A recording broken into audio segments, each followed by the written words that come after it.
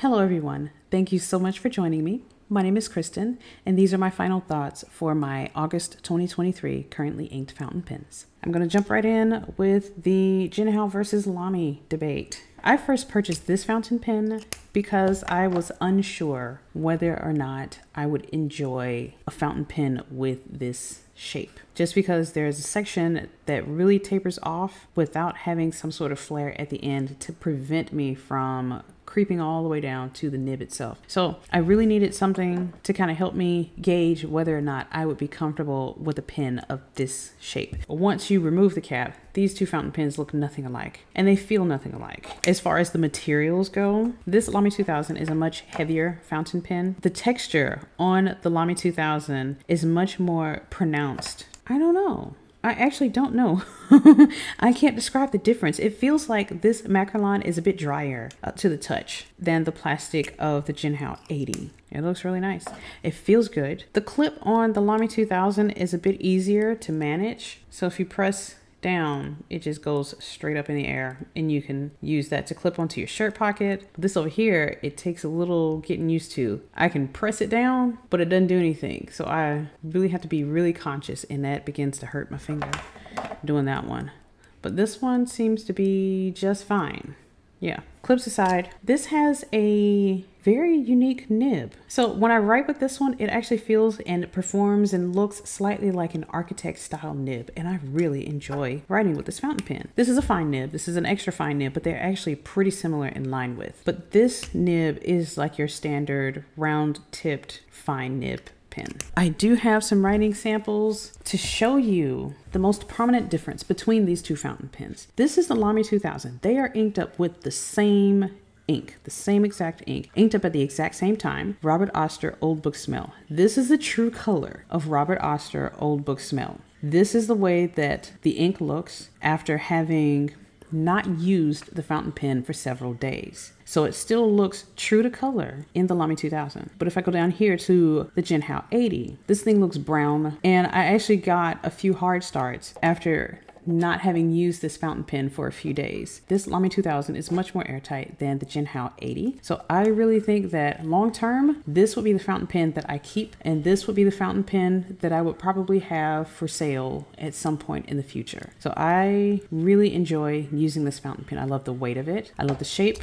I love the material. I love the grind of this nib. I think I'm officially won over to the side of the LAMY 2000. Now it really depends on what you're looking for, because if you do not want to spend $100 or so on a LAMY 2000, you do not have to spend $100 or so to be satisfied with a fountain pen. You can spend $2 on a fountain pen. But if you are really interested, I will say if you're not too sure about the shape of the pen, then try this out. If this checks all your boxes, you can stop there. If you want to take the chance on this, go ahead and take the chance on it. And I took a chance on this and I hated it at the beginning. But I'm so glad that I stuck with it, that I kept trying new inks and trying different papers and trying new grips and whether or not I should grip it a little bit further back. So now I know that I'm going to be gripping this fountain pen around the, what are these things called? The little notches on the side of the pen. I've learned how to hold the pen for my best results. And I've learned that I prefer the extra fine nib on this fountain pen as well. Okay, so that's that. Both of these pens were inked up with Robert Oster Old Book Smell. I was not too crazy about the color itself. I'm actually considering letting that ink go. I honestly don't have that many inks, but I would love to use all of the bottles of ink that I have in my collection. And this ink here, Robert Oster Old Book Smell, was just a little bit underwhelming for me. Even though the ink was underwhelming, I still loved writing with this pen just because it's such a great pen. Oh, I'm eating my words. This was Robert Oster Old Book Smell in the Jinhao 80 and the LAMY 2000. There was a consistent color from start to finish, even when I had put down the LAMY 2000 for several days. Now, when I had put away the Jinhao 80 for several days, it went back to that desaturated deep brown color. That coupled with the fact that this is like a desaturated, almost brownish red, I don't think I like this ink anymore. It performs very well, but I think I like other ink colors better. I think I'm gonna let this one go, or at least use it for ink swaps. So I'm gonna be very generous with this ink to my pen pals. So just in case someone else really likes this ink, I'm just gonna be, you know, hey, have some Old Book Smell. I really love the name though. Robert Oster Old Book Smell. Now, moving on to the LAMY Studio with a fine nib. This is inked up with Diamine Ancient Copper. This is so very similar to Robert Oster Old Book Smell, it is so similar that I know that I will be okay with not purchasing a bottle of this ink. It is gorgeous in large swatches. So when I swatched this ink a few videos ago, I absolutely loved it. But coming out of a fountain pen, I'm not sold on it. I'm starting to learn that it's okay to not be in love with the fountain pen inks that everyone else loves and to be head over heels for certain inks that other people don't quite understand. So that's Diamine Ancient Copper. This nib is super harsh. So it's not scratchy. This is a very well-tuned nib, but it is like using a hardware nail against paper. It is so unforgiving, and it feels like whenever I write with this fountain pen, I feel all of the texture and all of the feedback through my hand and up my arm. It's a little bit more than what I want from this fountain pen. It's kind of like riding in a sports car. The sports car was built for speed and agility, getting stuff done. This will do an excellent job of getting you from point A to point B. I guess I'm leaning towards the side of the nice, smooth, shock absorption type experiences. And it doesn't have to be a Visconti. It doesn't have to be like a Pelican, but I find myself leaning more toward that direction of wanting some sort of cushion. Now, there are some exceptions, like the Pilot Custom 74. That's got some feedback on it, and it takes me maybe a couple paragraphs to get used to that kind of feedback. But it seems like the feedback on this nib is entirely different. Has anybody else noticed that the LAMY nibs? Yeah, that LAMY nibs are some stiff nibs. And it's the same thing with my LAMY Safari. That has a fine nib as well, and it's actually a bit broader than this fine nib. This fine nib feels like an extra fine, but they're all very stiff nibs. But I really love this stiff nib.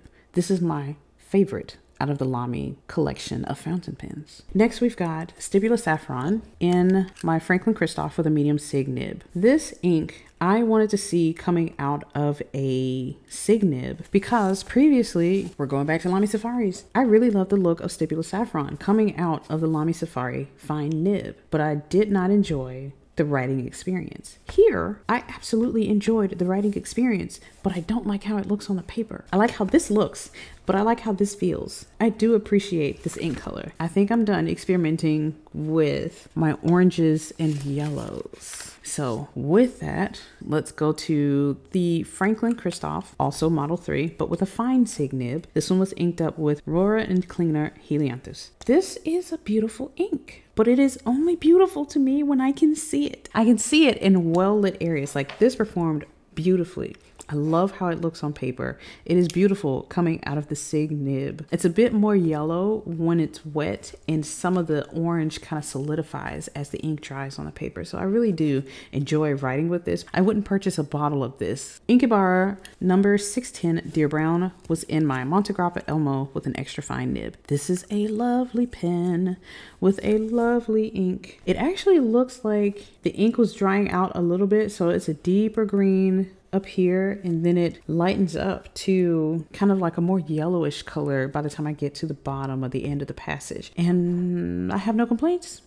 I really have no complaints about it. One thing I will mention is that while I do enjoy this ink, I'm not too sure that I would purchase a bottle of it. Like, I really do enjoy it. I really do love it. But I have a fresh bottle of Sailor 50 States Georgia, which is in this next fountain pen, the Esterbrook Estie Oversized with a journaler nib. Since I have this ink and it is so very close, similar to Inkebara 610 Deer Brown, I don't feel the need to purchase a bottle of this ink, even though I loved everything about the combination. Now, this journaler nib was very unpleasant at the very beginning. After having attended the San Francisco Pen Show, I realized why. Now that I have the tools to really take a look at the fountain pen nib, I discovered that the tines were misaligned. So I took the time to realign those tines, and now it just writes so beautifully.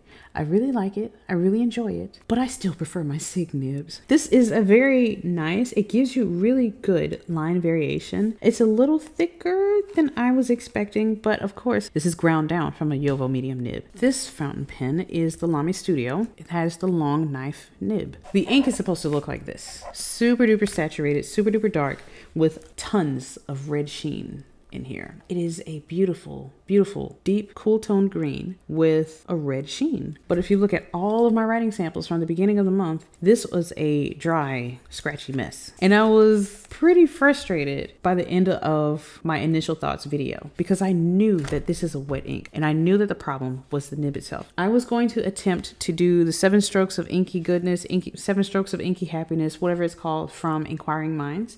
I was going to follow that method. As soon as I marked down that first stroke on a piece of paper, the tines popped apart. I didn't do anything to damage the nib or to damage the tines. It actually did sound and feel like I did. This wasn't an extremely expensive nib, so I really wanted to try it out, see what happens. Once that happened, the floodgates were opened and I have a wonderfully wet long knife nib. It is so wet that during one of my journaling sessions, this ink actually feathered onto Moy River paper. I didn't know that your ink could feather onto Moy River paper, but I was enlightened this month. When I was writing, my O's and E's and A's look exactly alike because they just look like closed circles. I can't even remember like what this part of the letter is called. It just seems like this is just a little bit too broad and a little bit too wet for smaller grid sizes. So I would love to have this nib. I would love to try this pen again with a drier ink. Inkebara number 330, Petrol Dark, in the Ferris wheel press, the Carousel, with a medium nib. This ink is gorgeous. I love this ink. I want to use this ink again because this pen is so frustrating. I couldn't fully enjoy this beautiful ink. The pen is very narrow. This seems like one of those beginner fountain pens. I would rather have a Pilot Kakano, the Kaweco Sport. There are a few things that I find very uncomfortable, very frustrating about this fountain pen. This fountain pen is very narrow. The diameter is so small. And then the grip section for these facets, it's cutting away even more at this narrow diameter. So there's even less to hold on to. The nib is fine. I actually had to realign the tines on this fountain pen as well. So at the very beginning, it was a scratchy mess. I was so frustrated that I didn't even want to finish this full page of writing. I stopped right here and I took a look at the tines. They were misaligned. So once I did that, it started writing very nicely. I guess, yeah, the nib is actually really good, but it is attached to the worst pen body in my collection right now. So this little section around the fountain pen, that little black area there, that's ink. Emptying this fountain pen was also a little frustrating and a bit messy. So I would not recommend this fountain pen to anyone. I'm so sorry, Ferris Wheel Press. You've got beautiful inks, beautiful packaging, but yeah, this is the second time I've been frustrated by a Ferris Wheel Press fountain pen. So I'm glad that I had a chance to try this. I'm probably going to give it away. I would not sell this pen. I would give it away. Let's move on to Platinum Lavender Black. This is my Platinum 3776 Century with a soft fine nib. It's a beautiful pen. Absolutely beautiful. But the nib is high maintenance. It's a dry nib and it needs a super wet ink. Recently, I tried it with Diamine Pick Me Up, a super duper wet ink. It was wonderful in this fountain pen, but there were hard starts consistently throughout my writing sessions. So I knew that that ink, although it was super wet, the sheen made the ink a little bit too thick for such a delicate nib. So I needed something that was equally wet, but without sheen. Diamine Poinsettia fit the bill. Wonderfully wet. The perfect shade of red for me, and it just flowed out of the nib effortlessly. That is the standard that I have for a pairing with this fountain pen. Platinum Lavender Black is a beautiful, well-behaved ink, but it does not make me